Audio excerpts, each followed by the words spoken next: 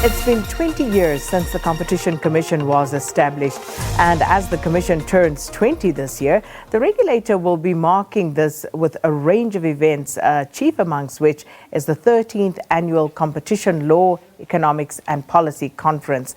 And this is held in partnership with the Competition Tribunal. The conference will get underway in Pretoria today.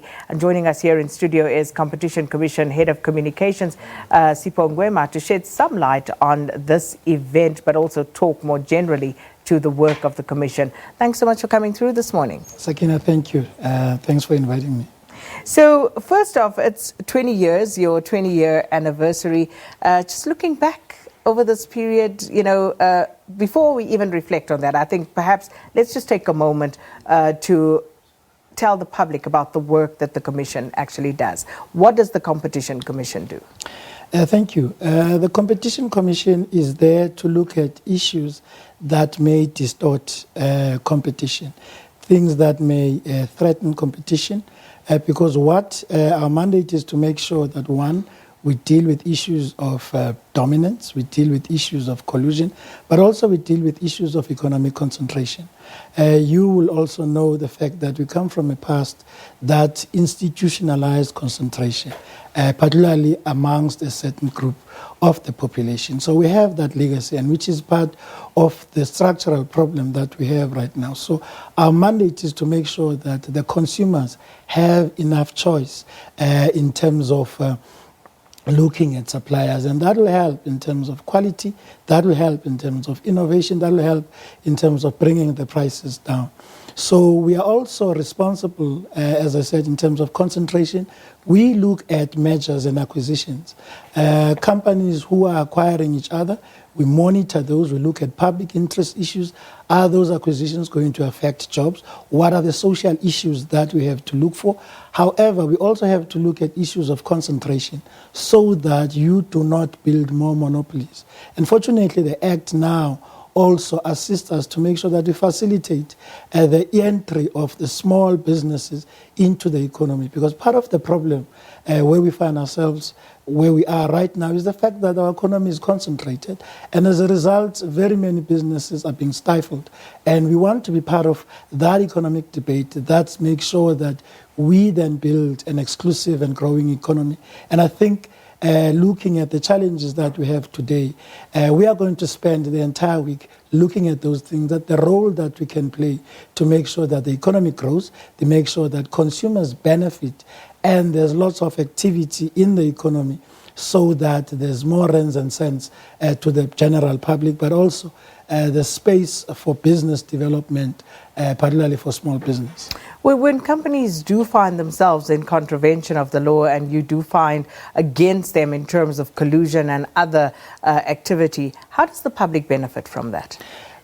Most of the time when companies collude, they allocate markets, they either fix prices. Now, when you are a consumer, you go, maybe let's take a common example, go to a mall, you will find more than one outlet selling the kind of item that you're looking for.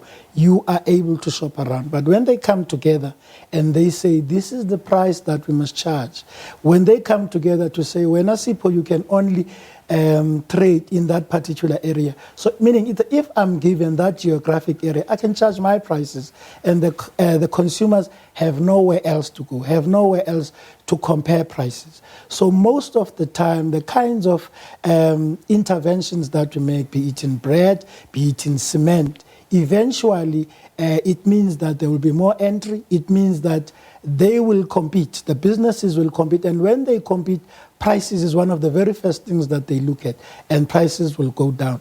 And hence we then monitor. Does that really happen? Do prices ever really go down? In the sectors where we have intervened, we have found that after a while, prices do come down. For example, if you find a cartel in cement, as we investigated way back, there was an agreement amongst the suppliers that this is the price that we are going to maintain. But when you break that, they have to compete against each other. They have to make sure that when I look around, they're able to attract me. So prices do go down eventually, because part of the innovation of competition is to make sure that you perform or outclass your competitor. And therefore the benefits are accrued to customers. And there are many other things that we do in terms of measures. As I said, we are able to save jobs, because part of what we have to look at is whether or not the measure is going to lead to job losses. And if it's going to do that, we're able to impose conditions or even prohibit the measure, because it is not good for business, it's not good for competition. So yes, indeed, in very many of our interventions, I'll take school uniform, for example, even though it's a process. You must remember, very many of these things that we do are not events. Indeed, we'll get the decision. We have an advocacy unit that makes sure that the remedies that we get from the tribunal are implemented. We now have an agreement with school governing bodies. We now have MOUs, and we are hoping that in the near future, those prices must come down. Those items that are expensive in terms of school uniform are going to be limited, and there's going to be more players, meaning there's going to be better quality and better prices for the consumers. At the risk of sounding pessimistic, hope is the operative word in what you are saying, because very often the consumer would complain that yes, you may have found against these companies, yes, you may have even fined them in certain instances, but one of the criticisms has been that even then the punitive measures are like a slap on the knuckles for these companies. It's not really something that is very impactful, such that it would force them to actually change their collusive behavior. Indeed, there's been that criticism, which is fair. But you must remember, as the Commission, we don't make the law, we apply it. And the law that we are given, or the law that we are applying until the end of last year, was saying, fine them 10% of their turnover. Even though that's a huge amount of money, there's also a belief that very many of these companies, they budget for this. However, now the law has changed. The law says fine them 25% of their turnover. Let's see how it goes. If you look at the criminal aspects of the law, people were hanged, people are sent to jail for hundreds of years, yet you still have people committing crime. I believe this is why we are there, to make sure that we deal with many cases as possible. At the end of the day, it is the values that must change. It is companies who must make sure that those codes that are there, those king codes, are applied. The issues of ethics are paramount. However, we know there are always rogue people and companies and entities, and this is why we'll make sure that we will apply the law, and we will deal with those that were able to convict and send to the tribunal and ask for those maximum penalties, and which is what we do most of the time. Just very briefly, when companies are fined, it is the consumer, of course, who bears the brunt of this collusive behavior. But where does the money go when companies are fined? There's been a number of remedies. You must remember, the remedy is not just the money. I'll give you an example about communication companies. I know that there's been a slow movement in terms of that money going to those small businesses. However, one, the money goes to the fiscus. That is the administrative penalty. But we do look at other remedies. In the case of the competition of the communication companies, we then said there must be bursaries set aside. There must be money that is going to be given as grants to those companies that suffered because of that cartel. And that fund is growing. We gave it to MDDA, who is supposed to dispatch it to those companies. So we try and balance, because you have living victims of these cartels and collusion, and we always try to make sure that to some extent we are able to correct that. But our mandate and the law says the money that is collected through administrative penalties goes to the fiscus, and then it comes through the budget process and so on. And just finally, as you celebrate 20 years, what would you say has been perhaps your biggest successes, and what are the challenges that still remain for the Competition Commission? Our biggest success, I think, one, is the formation of the organization, is the consolidation of the organization to be a world-class entity. I think we pride ourselves of being a center of excellence.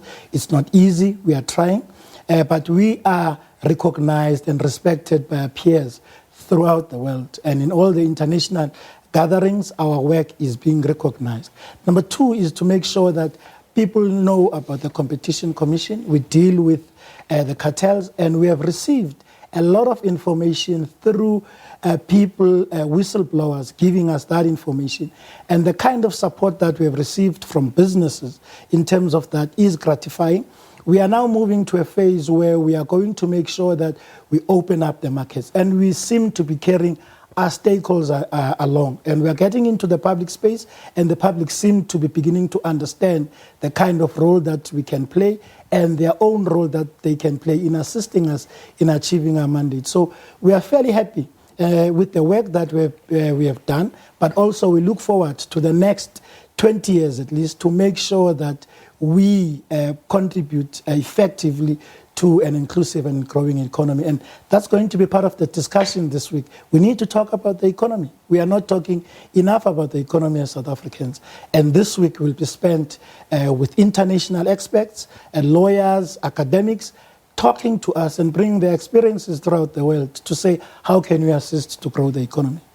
And that was Sipho Ngwema, Head of Communications at the Competition Commission of South Africa. Let's take a break.